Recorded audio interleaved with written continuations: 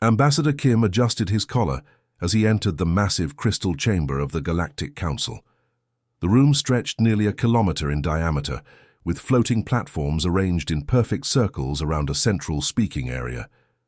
Delegates from over 300 species filled the space, their various forms creating a bizarre tapestry of claws, tentacles, energy beings, and crystalline structures. Kim had walked into this chamber countless times over his 20-year career. Today felt different. The weight of the classified folder in his briefcase seemed to pull at his shoulders. Inside were orders that would change everything humanity had built among the stars. The Altarian Chancellor called the session to order, with a harmonic chime that resonated through the chamber's living walls.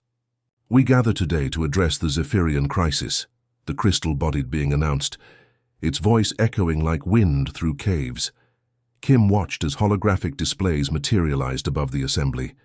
Images of devastation filled the air, entire cities reduced to rubble, populations herded into massive industrial complexes, children separated from their families. The Zephyrian Empire had struck again, this time targeting the peaceful farming colonies of the Outer Rim. 17 worlds have fallen in the past month, reported General Thax of the Rigelian Defense Force, his 6 arms gesturing at the floating images. 2 million beings enslaved. Their ships strip mine entire continents while forcing the survivors to work in their factories. Murmurs of distress rippled through the chamber. The Zephyrians had been growing bolder over the past decade. But this latest campaign represented a new level of brutality. Their massive war machines, shaped like metallic insects, had overwhelmed every defense the Rim colonies could muster.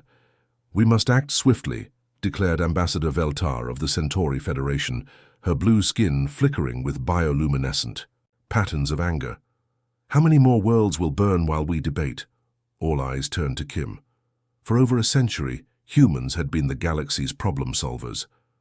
When the Andromedan trade wars threatened to collapse interstellar commerce, human mediators had crafted the Neutral Zone Accords. When the silicon-based Christech Empire and the carbon-based Organic Alliance nearly destroyed each other over resource rights, human negotiators had found the compromise that saved both civilizations. Kim stood slowly, feeling the weight of hundreds of alien gazes upon him. In the past, he would have already been mentally crafting solutions, perhaps a joint peacekeeping force, or economic sanctions, or a prisoner exchange program. Today he carried different orders. "Honored delegates," Kim began, his voice carrying clearly through the chamber's acoustic amplifiers. "For 137 years, humanity has served as mediator, peacekeeper, and counselor to the galactic community." Nods of agreement rippled through the assembly. The bird-like aviarians chirped their approval, while the gaseous nebulans pulsed with warm colors. "We have negotiated ceasefires, designed refugee programs, and shared our medical technology freely. We have built hyperspace relays that connect your worlds, created translation protocols that let you communicate, and established the food distribution networks that prevent famine on resource-poor planets." Kim paused, letting his words sink. Many delegates were already leaning forward, anticipating his next proposal for solving the Zephyrian crisis. "But today, I come before you not with solutions, but with a simple statement." Kim's voice hardened, taking on an edge that made several alien species shift uncomfortably in their seats. "Humanity formally withdraws from all galactic accords." The chamber erupted. The Christech delegate's body flared with shocked orange light. The aviarian representatives burst into a cacophony of screeches. The massive Gorvani ambassador slammed his fist against his platform, creating a thunderous boom that shook the entire structure. "This is madness," shouted Chancellor Zix of the Outer Territories, his serpentine form coiling in agitation. "You cannot simply abandon your obligations." Kim turned toward the exit, his footsteps echoing against the sudden silence that had fallen over the chamber. Behind him, desperate voices called out in dozens of languages, but he didn't look back. The human delegation's empty chairs seemed to mock the remaining delegates as they struggled to comprehend what had just happened. Miles away, on an orbiting space station, Dr. Park was elbow-deep in surgery on a Rigelian patient when her communicator chimed with an urgent priority message. The coded transmission took only seconds to decode, but its implications made her hands freeze. over the patient's exposed organs. Protocol Omega has been activated. Immediate withdrawal authorized. Leave everything. She stepped back from the operating table, her Altarian assistant looking at her in confusion. Dr. Park, the patient requires immediate attention to his tertiary heart valve. I'm sorry, Park said, already removing her surgical gloves. Find another surgeon. She walked out of the operating theater, leaving behind 3 years of medical research and a career that had saved thousands of alien lives. The Rigelian patient would survive, barely, but Dr. Park had other concerns now. On the far side of the galaxy, Engineer Lee received the same message while calibrating the final components of a hyperspace relay that would connect 2 isolated star systems. He had spent 3 years on this project, living in a cramped habitat pod and enduring the loneliness of deep space construction work. Without hesitation, he powered down the relay and began packing his personal belongings. The alien work crew watched in bewilderment as he loaded his shuttle and prepared for departure. Engineer Lee, the relay is 97% complete, protested Foreman Clicks, his insectoid features twitching with confusion. We only need 2 more days. Project terminated, Lee replied simply, sealing his shuttle's hatch. Similar scenes played out across the galaxy as humanity's vast network of diplomats, scientists, teachers, and aid workers received their recall orders. Teacher Yoon left her classroom of young Andromedans in the middle of a lesson about interspecies cooperation. The irony wasn't lost on her. The great exodus had begun, and with it, the galaxy's dependence on human expertise would soon become terrifyingly clear. Protocol Omega, humanity's final contingency plan, was now in motion. The age of human patience was ending. The first sign of disaster came at dawn on Altair Prime. Councillor Vextar was sipping his morning nutrient brew when the emergency alarms began wailing across the planetary capital. His crystalline form sparkled with anxiety as he rushed through the corridors of the government complex, his aides scrambling to keep pace on 6 spindly legs. "Report!" Vextar demanded as he burst into the primary control center. The room was chaos. Technicians frantically jabbing at holographic displays while warning lights bathed everything in hellish red. "Sir, the hyperspace communication array went offline at 0600 hours, his chief technician reported, her tentacles writhing with stress. "We've lost contact with the outer colonies, the mining stations, and 3 of our major trade partners." Vextar felt his internal crystal matrix dim with dread. The communication array was the lifeline of their civilization, connecting their homeworld to dozens of colony systems scattered across 3 sectors. Without it, they were blind and deaf to half their territory. "What about the backup systems?"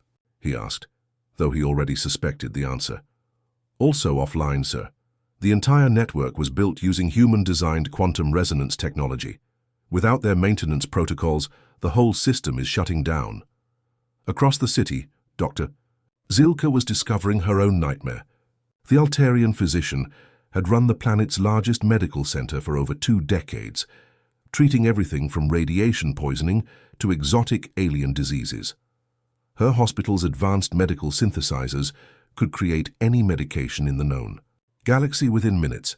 Now they sat silent and dark. "The machines are asking for something called authentication codes," her head nurse explained, pointing at screens filled with incomprehensible human text. "Without them, the synthesizers won't produce anything, not even basic pain relievers." Dr. Zilka stared at the rows of medical equipment that had made her hospital famous throughout the sector. Every piece of advanced technology bore the subtle markings of human engineering. The surgical robots that could operate with microscopic precision, the diagnostic scanners that could detect diseases at the cellular level, the life support systems that had saved countless patients. All of it was now useless junk. The crisis spread like wildfire across the galaxy. On the mining world of Kepler 442b, the automated extraction systems ground to a halt when their human-programmed navigation computers locked out their operators. The massive robots that carved precious metals from asteroid belts suddenly displayed error messages in Earth languages that the alien miners couldn't read. Station Commander Grix watched in horror as his fleet of mining vessels drifted helplessly in space, their crews trapped inside ships that no longer responded to commands. "The central computer keeps asking for something called a security clearance," reported his chief engineer, a blob-like creature whose form rippled with frustration. "It won't accept any of our authorization codes." Meanwhile, in the Centauri system, the massive trade hub that connected 4 different star nations was collapsing into chaos. Cargo ships from dozens of species sat stranded in space as the orbital traffic control system rejected their landing requests. The human-designed logistics network that managed the flow of goods across 3 sectors had simply stopped working. Captain Morax of the Rigelian merchant fleet paced his bridge in fury as his ship full of medical supplies sat trapped in a parking orbit. 26 hours we've been waiting," he roared at the traffic control station. "My cargo will spoil if we don't dock soon." The response came back in emotionless tones. "Navigation protocols require updated security certificates. Contact system administrators for assistance." But there were no system administrators. The humans who had built and maintained these networks were gone. The Zephyrian Empire, meanwhile, continued their rampage across the Outer Rim, completely oblivious to the growing chaos behind them. Their warships were crude, but effective. Massive vessels shaped like metallic beetles, powered by fusion reactors, and armed with plasma cannons that could crack planets. General Skarnoth stood on the bridge of his flagship, watching another colony world burn beneath his fleet. His species had never relied on fancy alien technology. They conquered worlds the old-fashioned way, with overwhelming firepower and brutal efficiency. "Sir, we're receiving distress signals from multiple sectors," his communications officer reported. "Something about system failures and infrastructure collapse." Skarnoth's mandibles clicked in amusement. "Let the weak species struggle with their fancy gadgets. We have work to do." But other civilizations weren't laughing. The Andromedan Council called emergency session after emergency session, each one more desperate than the last. Representatives from hundreds of worlds gathered in their grand assembly hall, voices raised in panic as they shared reports of system failures. "The food distribution network is down across 17 sectors," announced Chancellor Prima, her energy form flickering with distress. "Without the human-designed logistics algorithms, we can't coordinate supply shipments. Famine could spread." "Within weeks. Our interstellar banking system crashed yesterday," added the Centauri delegate. "Every transaction that relied on human encryption protocols has been frozen.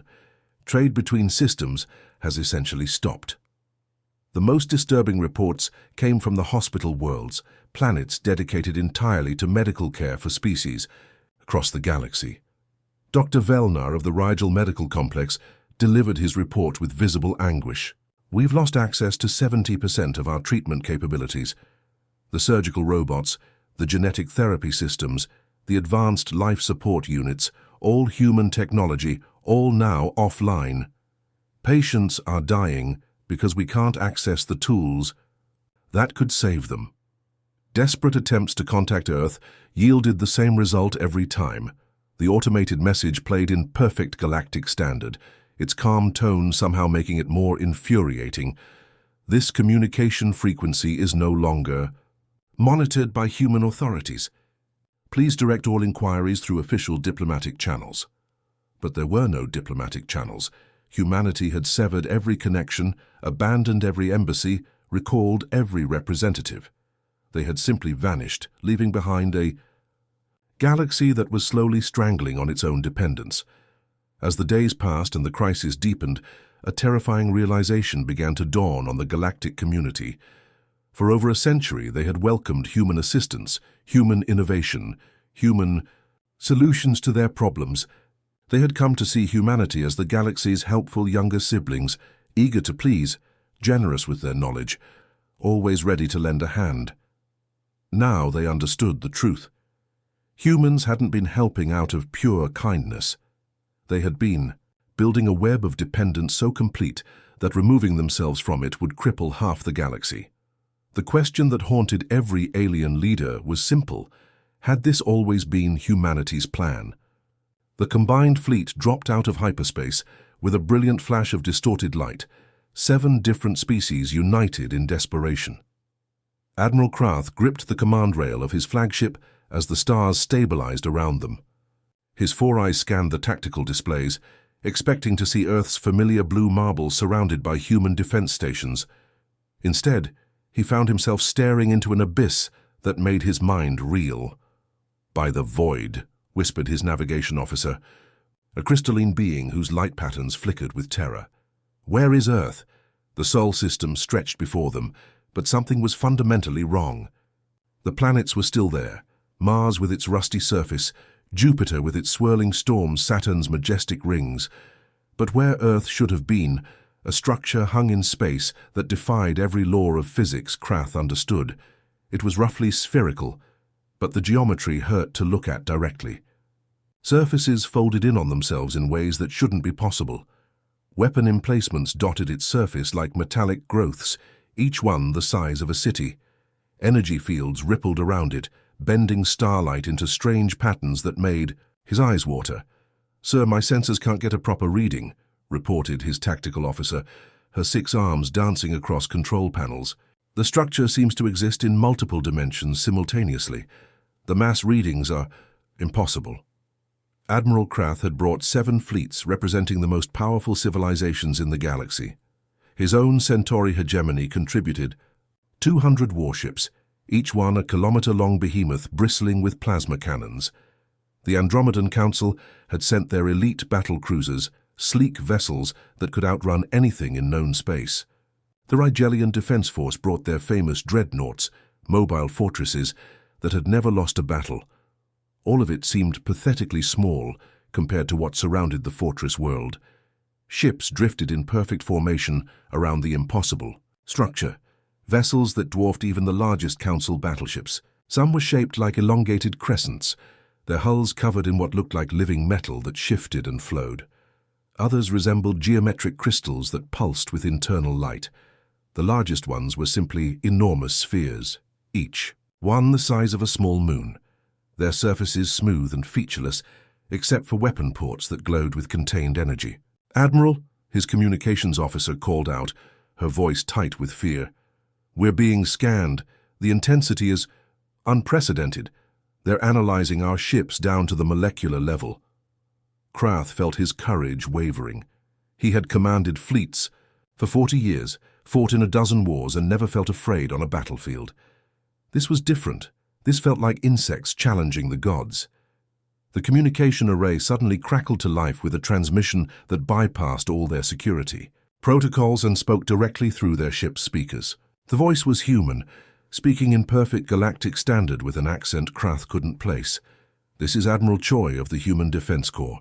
You are trespassing in sovereign human space." Krath activated his own transmitter, trying to project confidence he didn't feel.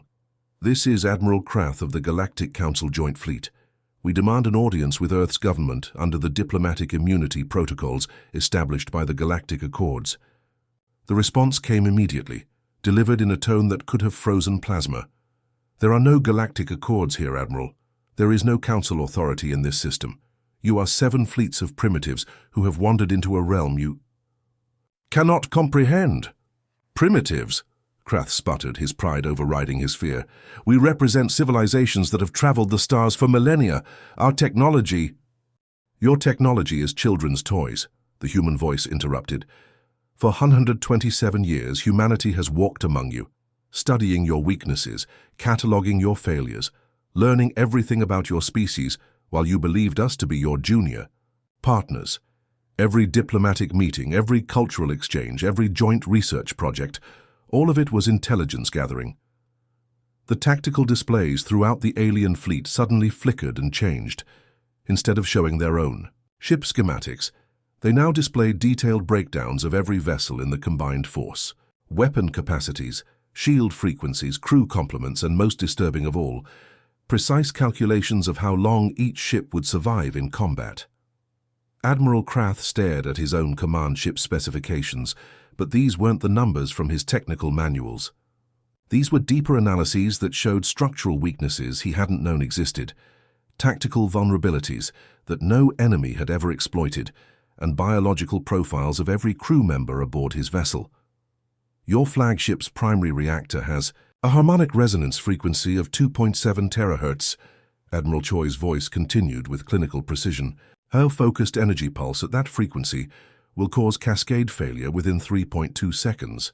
Your shields are calibrated to deflect plasma-based weapons, but have a 78% vulnerability to gravitational shear. Your crew includes 47 different species, 12 of which are susceptible to neural disruption at specific electromagnetic frequencies. Similar analyses appeared on screens throughout the joint fleet. The Andromedan battle cruisers, famous for their speed, saw projections showing how gravity wells could trap them in normal space. The Rigelian dreadnoughts, considered unsinkable, watched as their armor plating was dissected layer by layer, revealing weak points that could be exploited by directed energy weapons. Captain Velnara of the Andromedan flagship turned to her tactical officer with shaking hands. These calculations, they're showing our classified design specifications, information that should be impossible for outsiders to obtain. Her officer's energy form flickered with distress. Ma'am, they're not just showing our weaknesses, they're displaying real-time bioscans of our crew. They know the health status, psychological profiles, and combat readiness of every single being aboard our ships. Throughout the fleet, alien commanders were discovering the same terrifying truth. The humans weren't just analyzing their technology, they were performing deep scans that revealed everything from the molecular composition of their hull materials to the personal fears of individual crew members. The peaceful humans you remember were a carefully maintained fiction, Admiral Choi continued, her voice carrying across 7 different communication frequencies simultaneously. We needed to understand you completely before revealing our true nature. Every human diplomat who mediated your conflicts was a military intelligence analyst. Every human scientist who shared our innovations was collecting data on your technological capabilities. Every human teacher who educated your children was studying your psychology and cultural weaknesses. Admiral Krath felt his worldview crumbling around him. For over a century, his species had viewed humans as the galaxy's helpful, younger siblings, eager to please, generous with their knowledge, always ready to find peaceful solutions to impossible problems. The idea that it had all been an elaborate intelligence operation was too massive to accept. "You're lying," he said, but his voice lacked conviction. "We have complete genetic profiles of 347 different galactic species stored in our databases," Admiral Choi replied. "We know which atmospheric compositions will incapacitate your crews, which sonic frequencies will disrupt your nervous systems, and which psychological triggers will cause your command structures to collapse. We know because you invited us into your homes, your schools, your hospitals, and your military installations." The holographic displays shifted again, showing footage from human diplomatic missions throughout the centuries. But now the alien commanders could see what they had missed before. Human representatives taking detailed scans of alien technology, human scientists collecting biological samples during joint research projects, human teachers analyzing the psychological development of alien children. "You have 10 minutes to leave our space," Admiral Choi concluded. "Do not return. The age of human patience has ended, and we will no longer tolerate trespassers in our domain." The transmission cut off, leaving 7 fleets of the galaxy's most powerful warships floating in silence before a fortress world that had replaced Earth itself. Every alien commander now understood that they weren't facing an enemy they could defeat. They were staring at predators who had been studying them for over a century while wearing the mask of prey. The retreat began immediately, and it would be remembered as the most shameful moment in galactic history. General Mordak's laughter echoed through the command center of his fortress station, a massive structure that orbited the conquered world of Xerion Prime. His beetle-like form clicked with amusement as he reviewed the intelligence reports flooding in from across the galaxy. So the soft-skinned humans ran away with their tails between their legs, he wheezed, his mandibles clicking together in what passed for Zephyrian humor. 7 fleets of the galaxy's finest warriors, and they fled from empty threats and fancy light shows. His intelligence chief, a smaller Zephyrian with scarred armor plating, shifted nervously.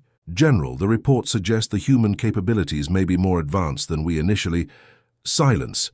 Mordak's massive claw slammed down on the tactical display, cracking the holographic projector. For 3 centuries, my species has conquered worlds through strength and brutality. We don't need fancy technology or diplomatic tricks. We have something better, the will to fight. Through the observation deck's reinforced windows, Mordak could see the fruits of his latest campaign. Slave labor camps dotted the planet's surface like metallic scars, processing the mineral wealth that fueled his war machine. Millions of beings from dozens of species toiled in the open pit mines, their spirits broken by months of brutal treatment. "Assemble the armada," Mordak commanded, his voice carrying the authority of absolute power. "Every ship, every weapon, every soldier. We're going to show the galaxy what happens when you challenge the Zephyrian Empire." The mobilization began immediately. Across 17 star systems, Zephyrian war fleets received their orders. These weren't the sleek, elegant vessels favored by Council species. Zephyrian ships were brutal instruments of war, angular, armored behemoths that looked like metallic insects, magnified to impossible size. The flagship, Conqueror's Pride, was the crown jewel of their fleet, a 15-kilometer-long dreadnought, whose hull bristled with plasma cannons and missile pods. Its bridge was a monument to Zephyrian military might, with tactical displays showing the positions of 3,000 warships spread across space in perfect attack formation. "Sir, our scouts report human defensive positions around the Sol system," announced the fleet's tactical coordinator, her compound eyes reflecting the glow of battle displays. "Approximately 200 vessels of unknown configuration." Mordak's laughter rumbled through the bridge like distant thunder. 200 ships against 3,000? The humans have truly lost their minds.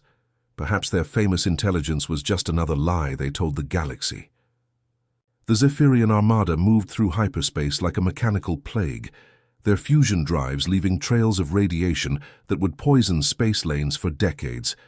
Their strategy was simple: overwhelming firepower applied without mercy. It had worked against every enemy they'd faced.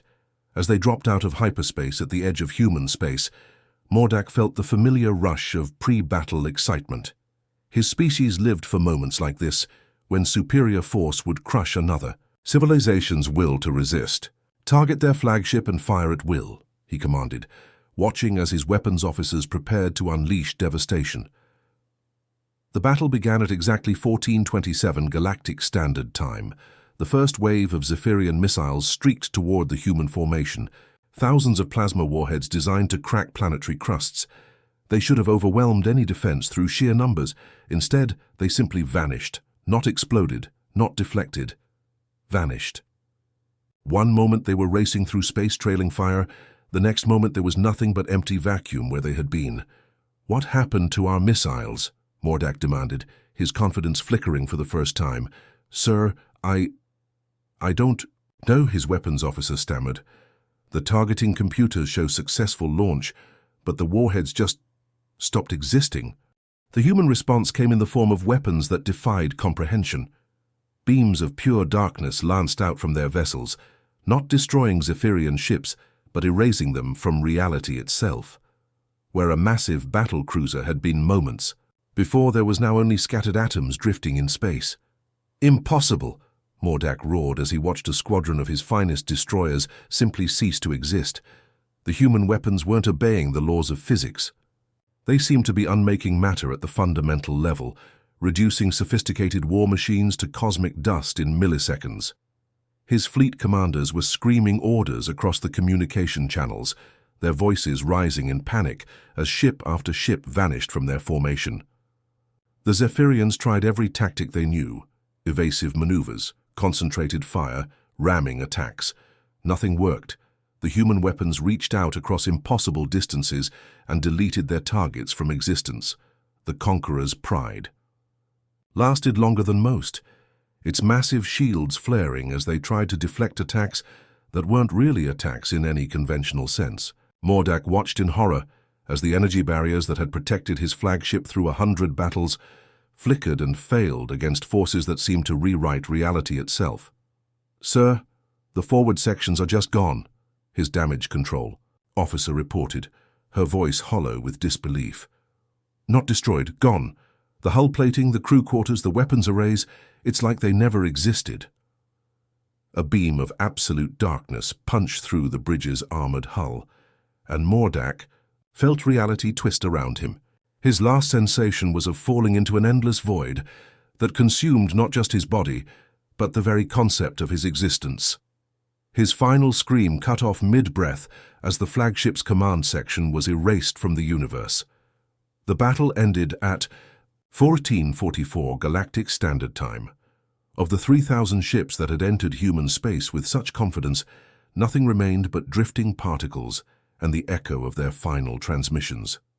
The footage was broadcast across every functioning communication network in the galaxy within hours. Species that had never spoken to each other found themselves watching the same impossible scenes. Zephyrian warships that had terrorized the galaxy for centuries simply ceasing to exist at the whim of human weapons. The message that followed was delivered by Captain Han, a human officer, whose calm voice contrasted sharply with the cosmic horror she was discussing. Behind her, holographic displays showed the annihilation of the Zephyrian fleet in clinical detail. The Zephyrian Empire has enslaved 17 worlds and murdered billions of innocent beings, she announced, her tone as measured as a weather report. They have 24 hours to release all enslaved populations and withdraw to their pre-expansion borders. Failure to comply will result in the extinction of their star. The galactic community reacted with a mixture of terror and desperate hope. The same weapons that had erased 3,000 warships in 17 minutes were now pointed at the Zephyrian homeworld itself. 24 hours passed in tense silence. The Zephyrian leadership, what remained of it after losing their entire military command structure, debated frantically. Some argued for compliance, others for continued defiance. In the end, their decision didn't matter. At exactly 24:1 after the human ultimatum, the Zephyrian sun flickered once and went dark. 8 billion Zephyrians died in the span of a heartbeat as their homeworld was plunged into eternal night. The star that had burned for billions of years was simply extinguished, its nuclear fires snuffed out by human technology that could reach across interstellar distances and turn off suns like light switches. Emergency evacuation ships tried to flee the dying system, but the cold of space claimed them within hours. The mighty Zephyrian Empire, which had terrorized the galaxy for 3 centuries, ceased to exist in less than a day. The galaxy had learned a terrible lesson about humanity's true nature, and the age of human patience was officially over. 6 Ags. Months after the Zephyrian sun went dark, the galaxy had learned to live in silence.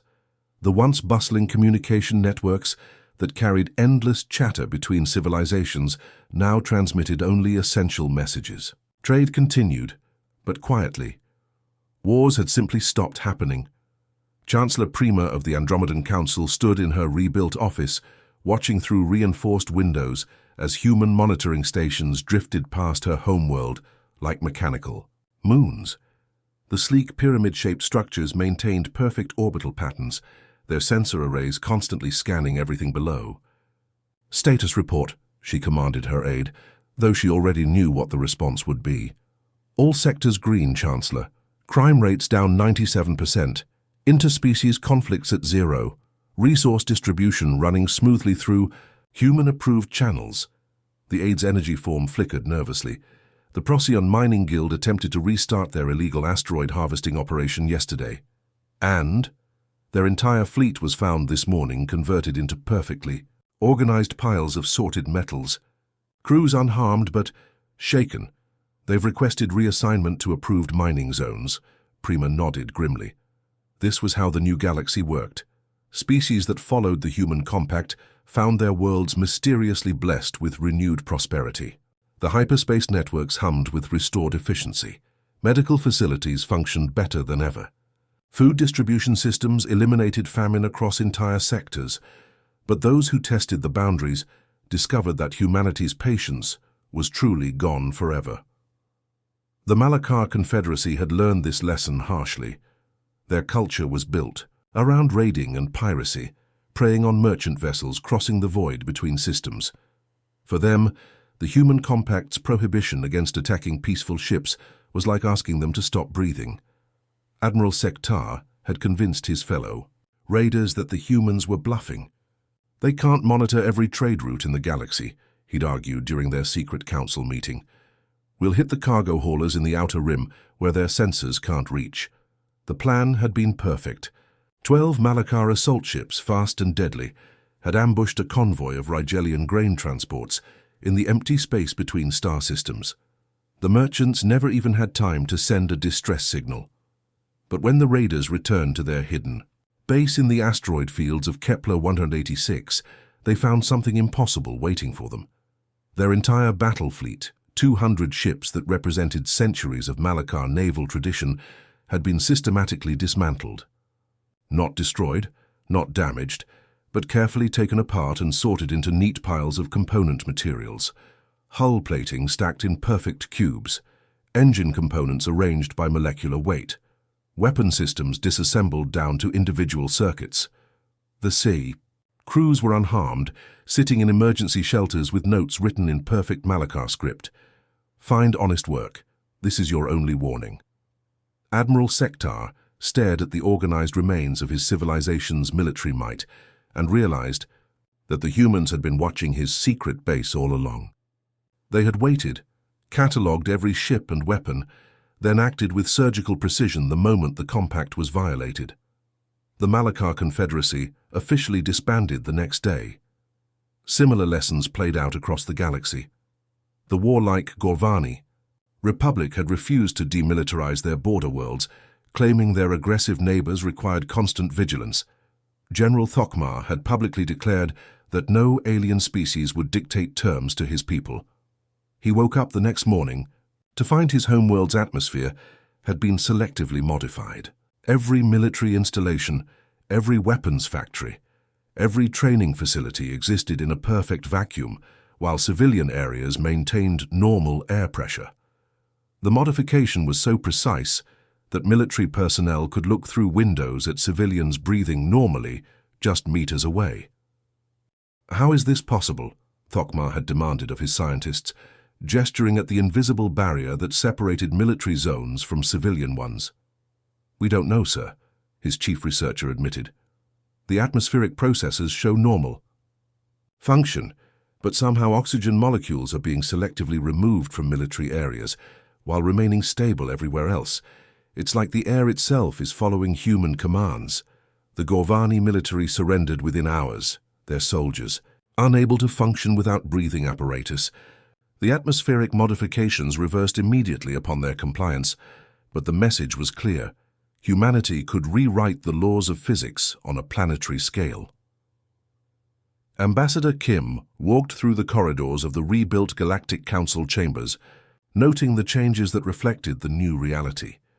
The circular chamber had been restructured with humanity's seat, elevated on a platform that overlooked all other delegations. Monitoring screens displayed real-time data from human observation posts throughout the galaxy, crime statistics, resource flows, potential conflict zones. As he took his position as High Arbitrator of Human Interests, Kim could see the fear in hundreds of alien eyes. Species that had once considered themselves equals now looked up at him like children awaiting judgment from a parent. "Honored delegates," Kim began, his voice carrying clearly through the chamber's acoustic systems. 6 months ago, humanity withdrew from galactic society because our patience was exhausted. We had spent over a century trying to guide your civilizations toward peace through diplomacy and cooperation. The assembled representatives shifted uncomfortably in their seats. The Centauri delegates' crystalline form dimmed with shame. The Rigelian ambassador's multiple arms twitched nervously. "You interpreted our kindness as weakness," Kim continued. "You saw our diplomatic solutions as evidence that we were harmless. You invited us into your homes, your schools, your governments, never realizing that we were studying you, learning your weaknesses, preparing for the day when gentleness would no longer be sufficient."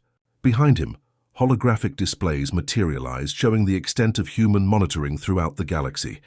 Sensor networks that spanned entire sectors, automated systems that could detect the launch of a single missile from light years away. Response fleets positioned at strategic points, ready to enforce compliance within hours of any violation. "Childhood is over," Kim announced, his words echoing through the vast chamber. "Humanity tried patience, tried diplomacy, tried kindness. You mistook our mercy for weakness. That mistake has been corrected." The displays shifted to show success stories, worlds where the human compact had brought unprecedented peace and prosperity. Crime rates had plummeted across civilized space. Resource conflicts had vanished as human logistics systems ensured fair distribution. Medical breakthroughs flowed freely to any species that maintained peaceful relations. "The galaxy now operates under a simple principle," Kim explained. "Behave uriously and you will thrive under human protection. Act with cruelty, and you will discover why we were called humanity's gentle face for so long, because you had never seen our true capabilities." Dr. Zilka of Altair Prime raised a tentative hand. "High Arbitrator, what of species that have conflicts with each other? Territorial disputes, resource competition, ideological differences?" Kim's expression softened slightly. "Bring them to us. We have always been excellent mediators when parties actually want peace. But understand this, our mediation now comes with enforcement. Our solutions are no longer suggestions." The session continued for hours, with alien delegates asking careful questions about the new order. Trade regulations, territorial boundaries, resource allocation, all now subject to human oversight. The galaxy had become a garden, and humanity were its gardeners, pruning away violence with methodical precision. As the council session ended and delegates filed out in subdued silence, Kim remained on his elevated platform, watching the flow of information from monitoring stations across known space. Crime incident, 0. Military conflicts, 0. Humanitarian crises, resolved within acceptable parameters. The age of enforced peace had begun, and humanity would be its eternal guardian. The galaxy had indeed changed forever. In learning to fear humans, it had finally learned to behave. For the first time in galactic history, the universe was truly at peace, and it would remain that way as long as humanity watched over it. The end.